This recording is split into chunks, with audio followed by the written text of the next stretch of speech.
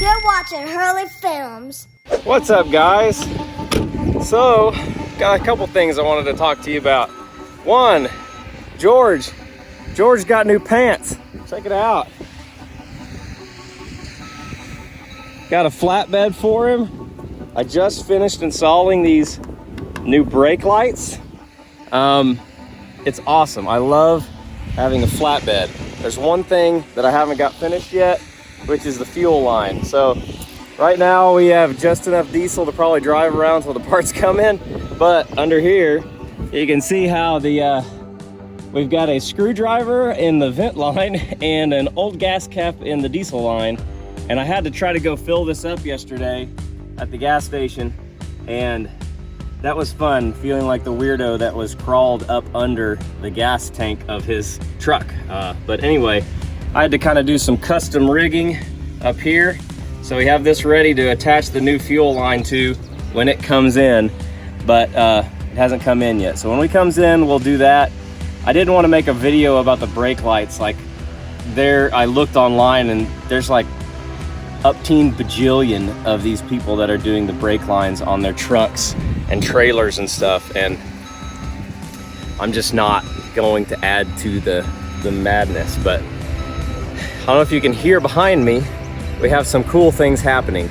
Our friend from church, Jake Todd, has a company. I believe it's called Redbud Landscape Management or something like that. But Austin, I will confirm with him. Austin and I have been filming him doing some work out here at the farm.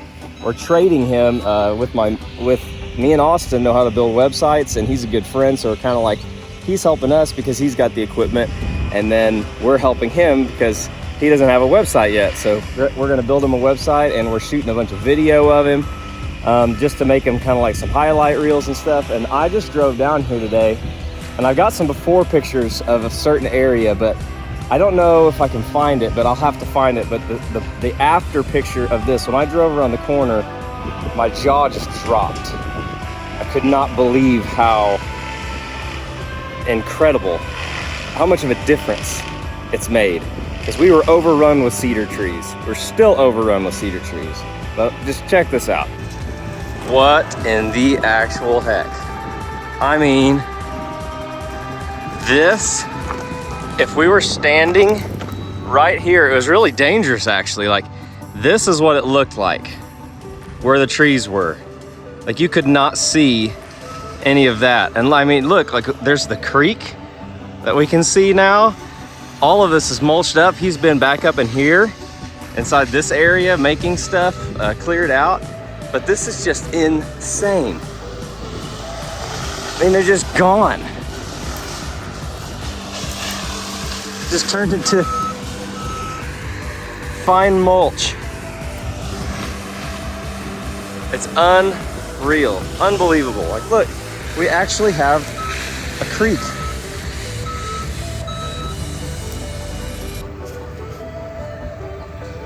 This is nuts. And these are all of these trees that are left are all pecan trees, with a few exceptions. Like, that's just a blackjack tree, and that's a blackjack tree, but all of these big trees are pecan trees. So we're gonna actually be able to have access to this. And this is a giant pecan tree, just like those ones over there by the little mud hole pond are. So needless to say, this is crazy.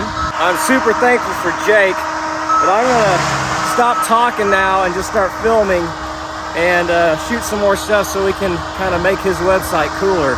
Austin's out here shooting with us. You actually have a creek now. Disc golf basket right here, thrown in from the woods. It's gonna be great. Austin's figuring out all the spots where the disc golf's gonna happen. What a tunnel shot. So this is Jake. This is crazy.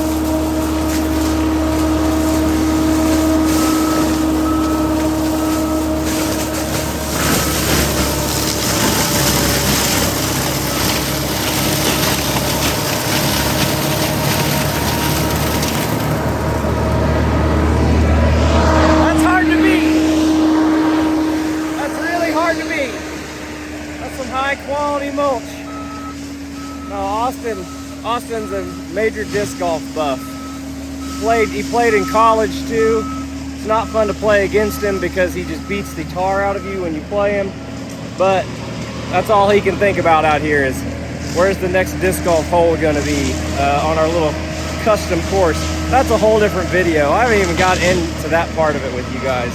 We'll have to show you the disc golf course later at one point, which I'm sure now the disc golf course is going to completely change. But anyway, I'm gonna shut off talking and just start doing some filming because I mean, it's unreal.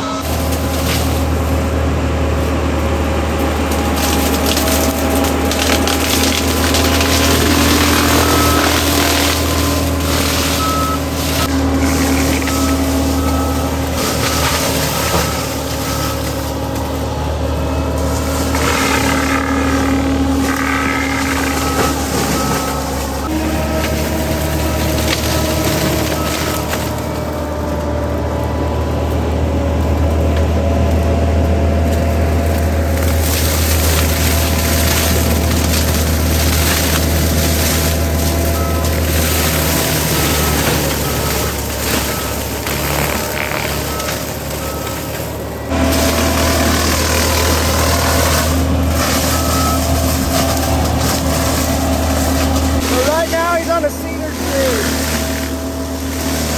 and it's gone. That cedar tree had to be about 4 inches around.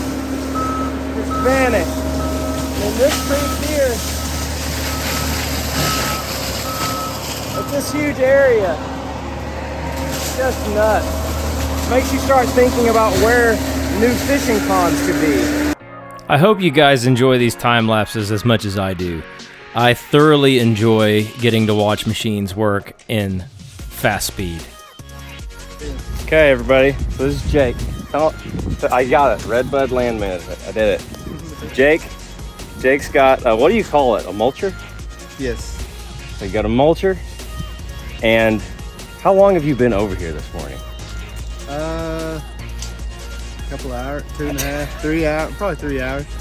That's nuts. So in 3 hours, he's eaten through probably 800 bags of mulch. He's sitting there. He didn't realize that you were constructing a disc golf course. But Jake's not busy at all, so he wants every one of you that watches this video that's in Oklahoma to contact him about doing mulch. Right? So That is correct. how do they get a hold of you? Facebook. Facebook. Yep. I'll put a link in it down there. Jake goes to church with us. He's a good friend.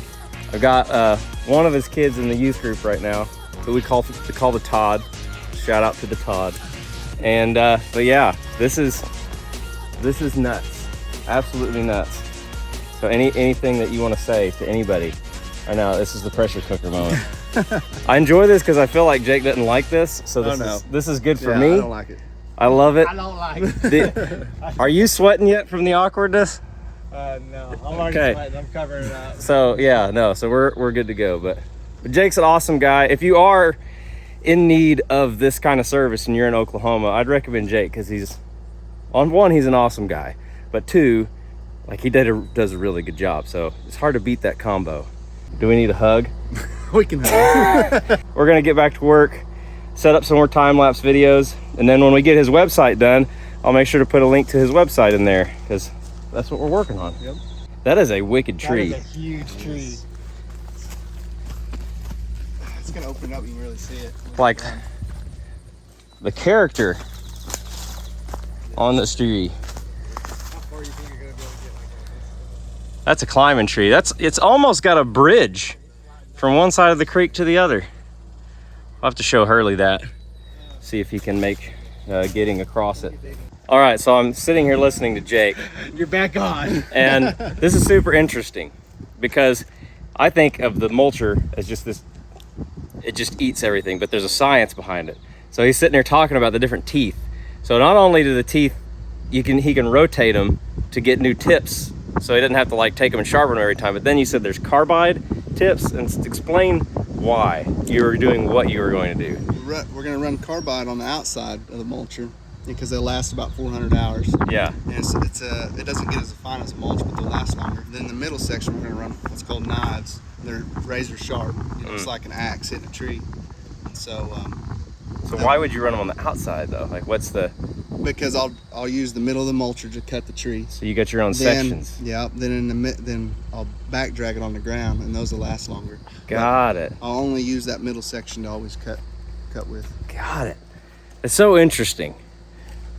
So there's carbide teeth, steel teeth. Are there any other? That's the main. Got like tungsten. Yeah.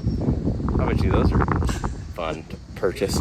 But yeah. So anyway, I thought you'd like to hear that little tidbit because I find that stuff excruciatingly fun to listen to. So what is the thing that you hit most that ruins teeth? Rocks. Rock. Yes. Rock. So not like rebar or any crazy stuff like that? We run into a lot of rocks. That and just running into the ground a lot when we go back there and we clean up, back drag it. That's what I was like, how bad does the dirt really just kill them? Does it just eat them? Yeah, it dulls them down pretty quick. Yeah. But it's what you want to find finish. So we drag them in the ground. But that's what I'm saying. So do you avoid going over the ground and really dragging it? Because I've seen some of those videos, it looks like they're just like kicking dirt up. Yeah. No, like, are those people doing it what you would call the wrong way, or do they just not care about spending $70 a pop on their teeth? That's just the way it is. I'll use my sharp set. I'll go through and knock all the trees down. Then at the end, I'll come back there and clean up when they're dull. There's a method to the madness, folks. There's a method. Redbud Lead Management website coming soon. All right, back to time lapses.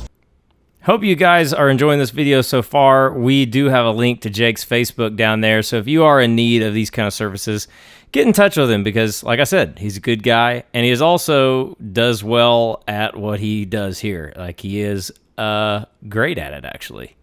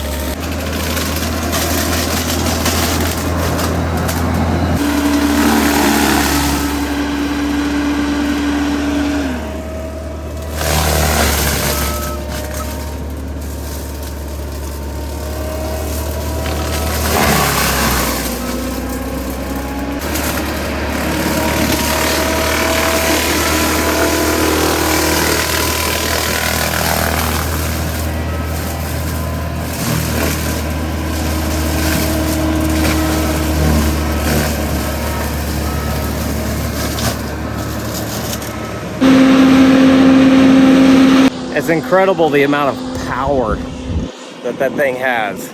The machine can just eat through anything. Anything.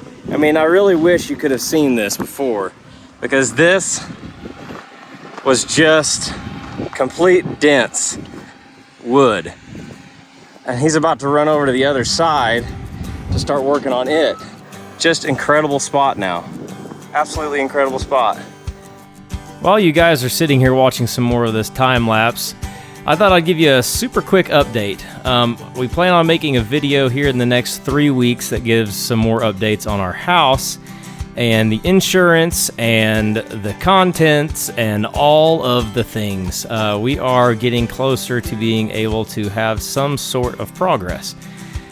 It's just slow. It is just slow, way slower than it was before when we built the house the first time, and that's just because of availability of product and everything else. That was super cool. Sorry, I'm sitting here watching this while doing the voiceover, but I wanted to give you an update. Some people have been asking us about our house and everything that's going on with it.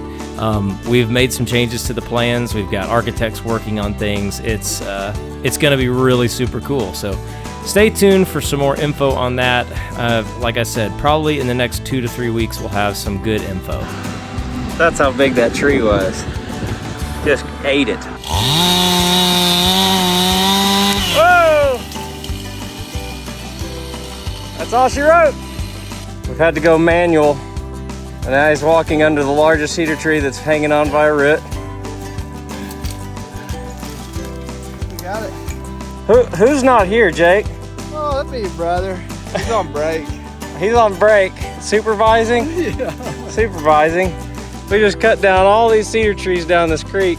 But now we're gonna try to get the grapple bucket and see if we can yank some out, I guess. Or at least push them into the creek so they can, this will just be one big giant burn line all the way down the creek. All right, he's got the grapple bucket on now, and we're gonna see if we can drag any of these cedars we just cut down with the chainsaw back up in here. There was a lot more trees than we thought. And yeah, we probably just cut 15 trees down just now. They're in there thick, and there are some that are, they're 14, 15 inch trees. They're big trees. But let's see if he can get these out of here and put them into a burn pile. This is something to keep in mind. If you are thinking that these land clearing devices like the mulcher can just go in and eat anything and everything, yes, they can.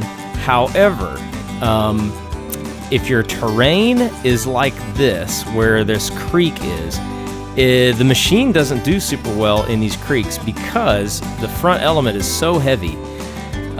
So just keep that in mind. We were able to do so much and more than I thought he was going to be able to do in this creek, but keep that in mind. It is not a one-size-fits-all solution. What do you think? It looks good. Hey. Hey, you. What are you doing? So has he taken out everything he's gonna take out? Yeah, he's about to wrap it up for the day because it's getting hot. Hey, little girl. What are you doing?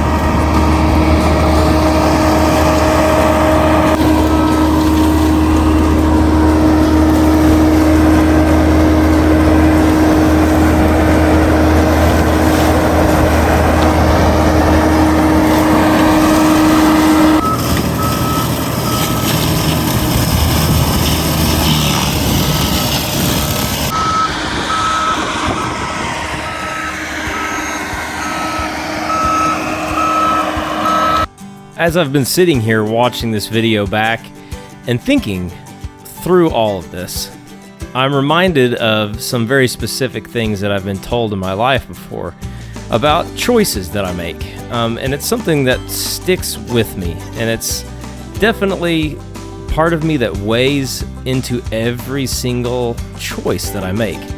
And I'm definitely reminded so much about it anytime I talk about or think about an invasive species, kind of like cedar trees, for example. They can so quickly go from just little tiny things to all of a sudden a forest. And the worst thing about these cedar trees is they drink so much water. They actually starve out the rest of the vegetation around it. They'll kill trees that are close to it because they are so competitive for the water. And it reminds me of this quote that I've heard, and I'm sure many of you have heard as well, and that is that sin will take you further than you want to go, keep you longer than you want to stay, and cost you more than you want to pay. And that's something that I think about in every choice that I make. Every single choice that we make every day has some kind of cost. It's either going to cost us time, money, energy. Everything has this cost. And some of the choices we choose even though we know they may have bad ramifications. For example, like ignoring these cedar trees for so many years has led to a massive undertaking instead of just taking care of them when they're tiny shrubs. So as I've rambled on here, I hope this means something to you. And remember, if you've got weeds growing in your life, 1 John 1:9 says, if we confess our sins, he's faithful and just to forgive. So just get those things off your chest and tell God and turn. That's all it takes. So I hope this video has been enjoyable. We love you guys. Jesus loves you too. And we'll see you on the next video.